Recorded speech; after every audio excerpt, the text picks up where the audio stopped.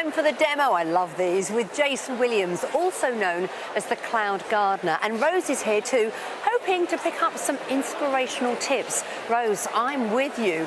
Lovely for you to join us because, Jason, we know you as this incredible gardener who'd be so creative when it comes to working with very small spaces, including containers. I mean, you were here at Chelsea in, what, 2022? Yeah, that's right. Also involved with the RHS Urban Show as well, demonstrating what we can all do. So, Rose and I want to create magic in a very small space. What are we doing?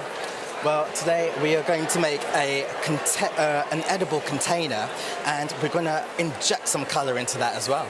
And here's one you've already put together for us. I've always wanted to say this. Here's one I made earlier.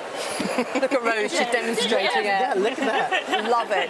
So what are we going to do here then? Talk us through the whole process. What I've got here is I'm going to pop in a pepper. Now this pepper is actually a compact variety, so it's perfect for a container because it's going to stay at this height, and it's also perennial, so it's going to come back year after year. I'm surprised because I thought vegetable would be like massive field. Yeah. I didn't realise it can be in a small Exactly, so you can get some nice ones. Small, this container, isn't it? I mean, should we look out for anything specific? Does it have to have drainage in the bottom? Yes, so that's one of the real key elements, is to make sure that you've got a hole at the bottom for drainage. But let me tell you, on the balcony that can cause some issues, because if you are watering, that water will drip down onto your neighbours below. And what about windowsills? Because you've got a windowsill. Well, I haven't asked my neighbour. Yeah, I've got a windowsill, but it's slightly tipped forward, so I'm hoping for a bet that there won't be any storm that fall them off, because I get in trouble with my neighbour if it's fell on his head. If you've got like a windy balcony or something, sometimes height is against you, so sometimes you want to make sure that your planting is a little bit lower.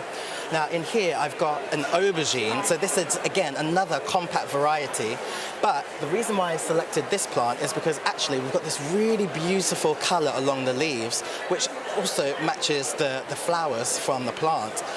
So what we're going to do is then, just to really enhance that purple there, I've got this, which is an oxalis, and now we normally use this as a house plant, but it's actually an edible.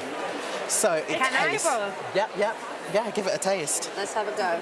And are you in the same soil works for all these plants? Yes. So what you want to do is make sure you've got a really good peat-free compost that drains really well. Oh, that's nice. Sharp. Rose, when I was growing up, people would never eat flowers. Occasionally you might see them on a salad, but they'd never be eaten. So this, it's edibles as well as flowers. Exactly. And then just to really finish off the pot, I've got a snapdragon in here. Now this snapdragon is perennial, so it will come back year after year. And we've got that beautiful purple here. And again, that's going to bring the whole container together. But that's not for eating? No. Although some people do eat the petals, but I wouldn't advise it. We're not advising it. No. Do your homework before you do your planting, what you can eat and what you can't. But it's a beautiful combination, isn't it, Rose? You said you're not brilliant at growing, but something like this looks so colourful, but also when you come back from working hard, think, do a little bit of a salad, put something else on it, a bit of a flower. And one of the other things as well that I love is including things like this fennel, because as you can see from this finished one, the fennel, just like you're doing now, it adds texture. So it's a sensory element to it as well. So not only is it beautiful visually, but also you get that touch and feel of the container as well. Is that your new pet? Ooh, I like that. I'm going to have to take my gloves off myself. Look at us, we're getting all touchy-feely, aren't we? But that's good. This is what gardening's all about. And this is something that we can all do, whether we've got a windowsill, whether we've got a container, we've got a courtyard.